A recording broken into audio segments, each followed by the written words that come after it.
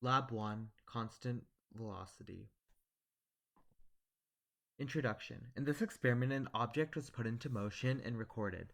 The video was then put into Tracker to have its data on position, time, and velocity extracted. The initial position and velocity were then used to create a computational model in GlowScript, which could predict the path of motion and predict how far the object would travel. This experiment aimed to compare the observed motion to that of modeled motion and determine the accuracy of the modeled motion. It also aimed to compare and contrast the motions and understand the causes of each difference. The main law governing this experiment was Newton's second law. The results found that modeled motion was not similar and not accurate to observed motion. The positions were consistently overestimated over the time period in modeled motion. Model overview.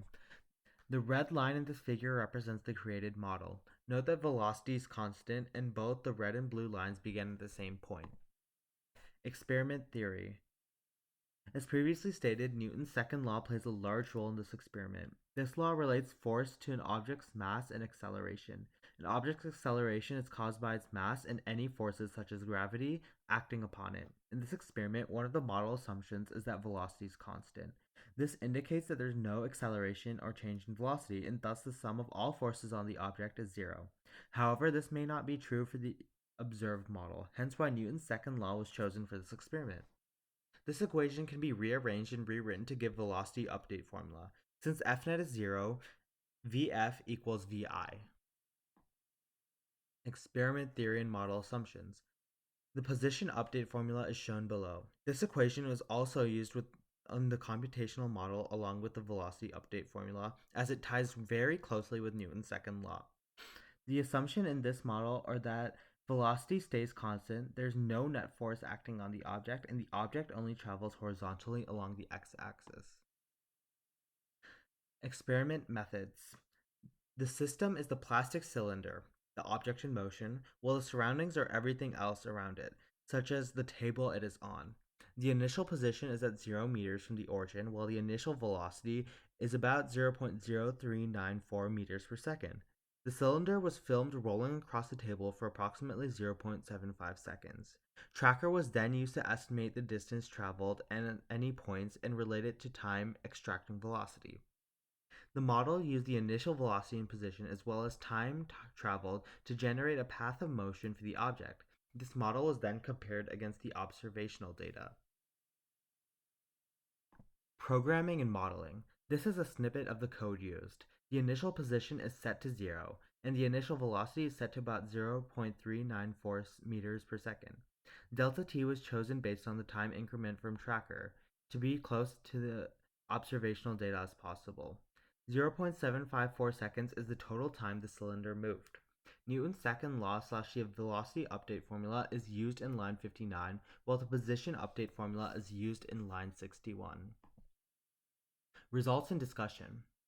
The model is not accurate to what was observed. The model predicted a greater distance traveled than what was actually happening.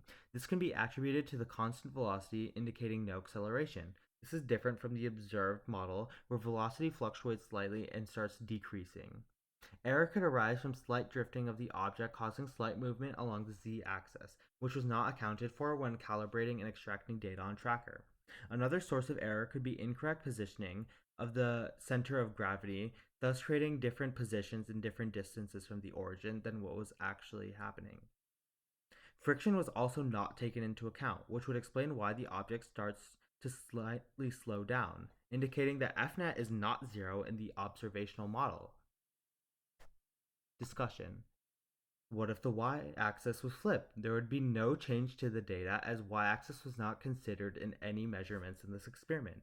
If the x-axis was flipped, on the other hand, the object would be moving away from the origin in the opposite direction or the negative direction. This difference in direction would cause velocity to also become negative. This would make the lines on the graph have a negative slope, making the lines go to the bottom right instead of top right. Flipping the z-axis would have no or little effect on the data. For this experiment, the z-axis was not considered as well. What does it mean? An Fnet of 0 indicates that all forces acting upon the object cancel out. In a regular scenario, all objects have a variety of forces acting upon it, such as gravity and friction. It is extremely difficult to accurately estimate the number of forces acting on an object at a time. Thus, the model is a relaxed assumption where forces as a whole are not taken into consideration. Conclusions.